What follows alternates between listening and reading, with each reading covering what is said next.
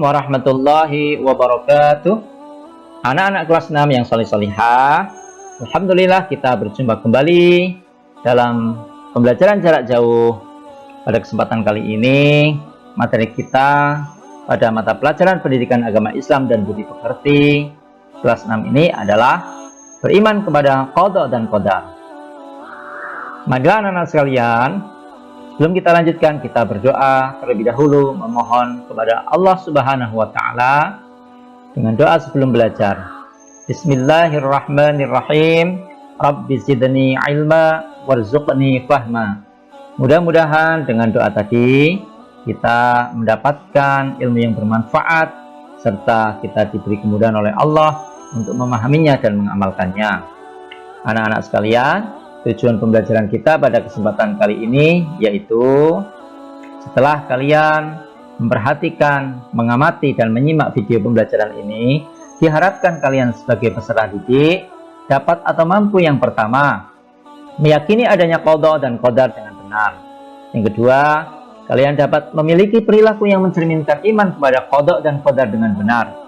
Yang ketiga, kalian dapat memahami hikmah beriman kepada qada dan qadar yang dapat membentuk perilaku akhlak mulia dengan benar.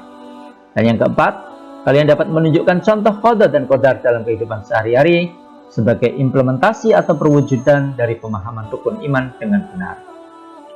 Anak-anak sekalian, marilah kita mulai pembelajaran kita. Perlu kalian ketahui bahwa iman kepada qada dan qadar termasuk rukun iman yang ke-6. Anak-anak, marilah kita mulai memahami makna qada dan qadar. Memahami makna qada. Pengertian qada, menurut bahasa, qada artinya keputusan atau ketetapan. Sedangkan menurut istilah, qada artinya keputusan atau ketetapan Allah Subhanahu wa Ta'ala terhadap semua makhluknya sejak zaman azali. Zaman azali yaitu zaman sebelum terjadinya sesuatu atau semua yang terjadi pada makhluknya termasuk manusia. Qada merupakan urusan dari Allah Subhanahu wa Ta'ala. Termasuk qada diantaranya adalah yang pertama yaitu kelahiran seseorang atau kelahiran bayi. Yang kedua yaitu kematian. Yang ketiga jodoh. Yang keempat musibah. Yang kelima rezeki. Anak-anak, Allah Subhanahu wa Ta'ala berfirman dalam Quran surah Al-Hadid ayat 22, A'udzubillahi minasyaitonirrajim. Ma asaba min musibatin fil ardi wala fi anfusikum illa fi kitabim min qabli an nabra'aha. Inna dzalika 'ala Allahi yasir. Yang artinya, setiap bencana yang menimpa di bumi dan yang menimpa dirimu sendiri, semuanya telah tertulis dalam kitab Lauhul Mahfuz sebelum kami mewujudkannya. Sungguh yang demikian itu mudah bagi Allah. Quran surah Al-Hadid atau surat yang ke-57 ayat. Selanjutnya marilah kita memahami makna dari qadar.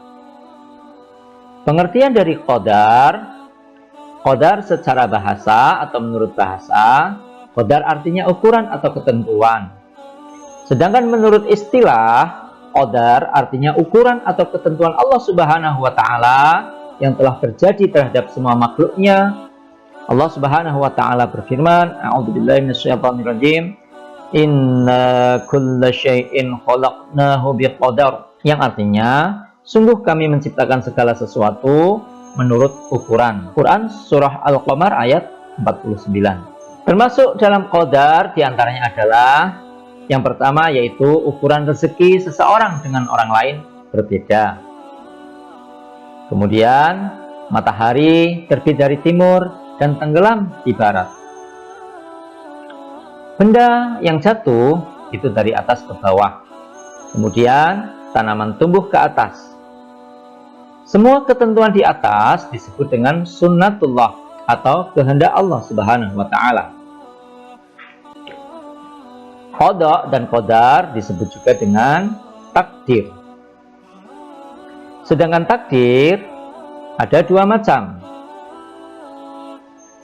Yang pertama yaitu takdir mubram. Pengertian takdir mubram adalah ketentuan dari Allah Subhanahu wa Ta'ala yang tidak dapat diubah oleh manusia. Contoh takdir mubram diantaranya, yang pertama, jenis kelamin. Yang kedua, yaitu umur manusia. Yang ketiga, terjadinya kiamat. Semua yang ada di sini, baik jenis kelamin, umur manusia, dan terjadinya hari kiamat, itu adalah contoh takdir mubram, yaitu takdir yang tidak bisa diubah oleh manusia. Kemudian anak-anak, yang kedua, yaitu takdir mu'allaq.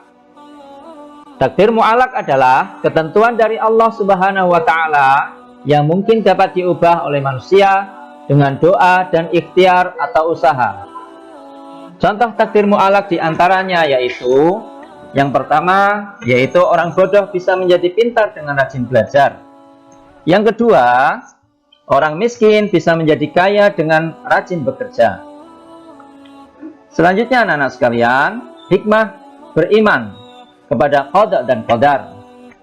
Yang pertama, sungguh-sungguh berusaha dalam kehidupan. Yang kedua, sabar menghadapi cobaan. Kemudian, yang ketiga, selalu berserah diri kepada Allah Subhanahu wa Ta'ala atau tawakal, yaitu berusaha disertai doa dan setelah itu menyerahkan hasilnya kepada Allah Subhanahu wa Ta'ala. Anak-anak sekalian, contoh-contoh perilaku beriman kepada qada dan qadar dalam kehidupan sehari-hari diantaranya, yang pertama, rajin beribadah kepada Allah Subhanahu wa Ta'ala. Yang kedua, yaitu rajin belajar dan bekerja sepenuh hati. Yang ketiga, bersikap lapang dada menerima ketetapan dari Allah Subhanahu wa Ta'ala. Yang keempat, selalu meningkatkan potensi atau kemampuan diri. Baiklah anak-anak sekalian, rangkuman dari pembelajaran kita pada kesempatan kali ini yaitu bahwa qada menurut bahasa artinya keputusan atau ketetapan. Menurut istilah, qada artinya keputusan atau ketetapan Allah Subhanahu wa Ta'ala terhadap semua makhluknya sejak zaman azali. Qada merupakan urusan Allah Subhanahu wa Ta'ala. Oleh karena itu, segala sesuatu yang menimpa manusia, baik itu berupa kelahiran, kematian, rezeki, jodoh maupun musibah, semua itu merupakan ketetapan Allah. Qadar menurut bahasa artinya ukuran atau ketentuan. Menurut istilah, qadar artinya ukuran atau ketentuan Allah Subhanahu wa Ta'ala yang telah terjadi terhadap semua makhluknya. Misalnya, manusia diciptakan dengan ukuran atau kondisi yang berbeda-beda baik rezekinya, umurnya, kecerdasannya, dan lain-lain. Selanjutnya, qada dan qadar biasa disebut dengan istilah takdir. Ada dua macam takdir, yaitu mubram dan mu'allaq. Takdir mubram adalah ketentuan yang tidak dapat diubah oleh manusia, seperti jenis kelamin, kematian, atau usia, kelahiran, dan hari kiamat. Sedangkan takdir mu'allaq adalah ketentuan Allah Subhanahu wa Ta'ala yang mungkin dapat diubah oleh manusia dengan jalan ikhtiar atau usaha dan berdoa. Misalnya, orang bodoh bisa menjadi pandai dengan rajin belajar. Kemudian, hikmah beriman kepada qada dan qadar antara lain, kita menjadi orang yang bersungguh-sungguh dalam berusaha dalam kehidupan. Kemudian sabar menghadapi cobaan dan berserah diri kepada Allah Subhanahu wa Ta'ala atau tawakal. Demikian anak-anak sekalian pembelajaran kita tentang beriman kepada qada dan qadar. Dan selanjutnya sebagai bahan evaluasi, kerjakan soal-soal yang ada pada link dalam deskripsi video berikut ini. Marilah anak-anak sekalian, pembelajaran kita sudah usai, kita tutup dengan membaca bacaan hamdalah. Alhamdulillahirabbil alamin. Kurang lebihnya mohon maaf. Billahi taufik wal hidayah. Wassalamualaikum warahmatullahi wabarakatuh.